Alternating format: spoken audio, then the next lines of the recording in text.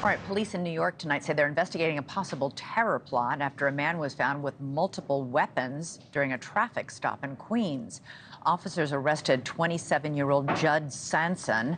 They say they found a mask, knives, 2 axes, a machete, a gun, and a hatchet in his car.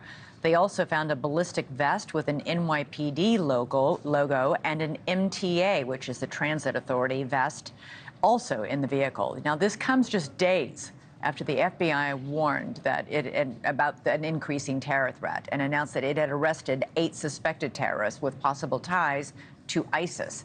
The men were all from Tajikistan and crossed into the U.S. through the southern border last year.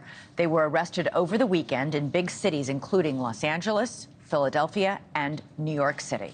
Correspondent Laura Ingle is with us now. And Laura, these 2 potential terror plots have been foiled now. We don't know if this one tonight was a terror plot or not, although clearly it looks like it doesn't look good. He was clearly up to no good, but that's a lot in just a matter of days. It is a lot, and shows, of course, that, you know, the feds and locals are doing everything that they can. And the specific idea of the 8, we don't know their names or ages yet. We are learning a few more details to share with you tonight about 2 of the men that reportedly gave the feds good reason to bring these guys in. The 8 individuals, as you mentioned, all from Tajikistan, have suspected ties to the Islamic State terrorist group. Now, sources say the individuals entered the U.S. through the southern border last spring and passed through the government screening process without raising any red flags for potential terrorism-related concerns. According to several reports, 2 of those arrested had been under surveillance for several months by a multi-agency joint terrorism task force, which involved a wiretap that reportedly revealed one of the now arrested individuals was talking about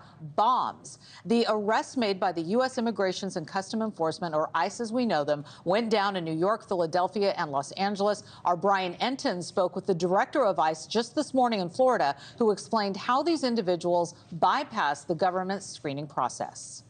Sometimes there's just no information on individuals. I mean, it's quite common where there's just nothing. You know, you don't have anything. It's no criminal convictions. There's no threat information or whatever on these individuals. Or maybe these individuals are from an area that are particularly of concern, but that pops up later when you get information later on. And as soon as we become aware of any information, like in this case, we became aware, we're working collaboratively with FBI, we went out and got them. Okay, so the Department of Homeland Security telling NewsNation as well that those arrested will remain in ICE custody pending removal proceedings.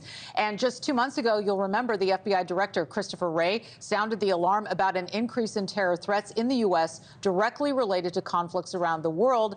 FBI Director Wray said he has been hard-pressed to think of a time where so many threats to our public safety and national security were so elevated all at once. So we continue to watch this one, Elizabeth. And why are they going to just return these suspects that they've been after, back to their countries, repatriate them, and give them the opportunity to try and sneak back in again? Why?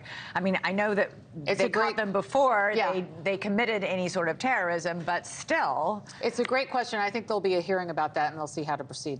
And in the meantime, these warnings from Chris Wray on Capitol Hill, these have been going on for years now. Yes, this is not new, but it is getting an increase, which is what is raising the alarm. And we're coming into the summer months with big open-air festivals and concerts, and it's something that everybody is talking about. If you see something, say something. We say it all the time, and that's what they're reminding us of. Do we know whether or not police departments are going to be on higher alert as a result of these arrests, especially given the arrest that just happened here in New York City? We're waiting for some updates on that front. I haven't heard anything yet, but we'll let you know. Okay, and when do we know if, in fact, anything about this man who was driving in this car with all these weapons? Do we know if he's been held on any charges yet?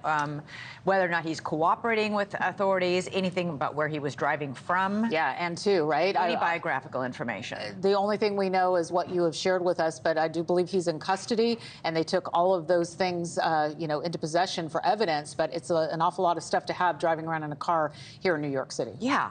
It's a ton of weaponry. Yeah. That is scary. My gosh. All right, Laura Ingle, thank you.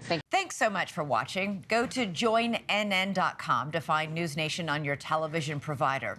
And don't forget to click the red subscribe button below to get more of NewsNation's fact-driven, unbiased coverage.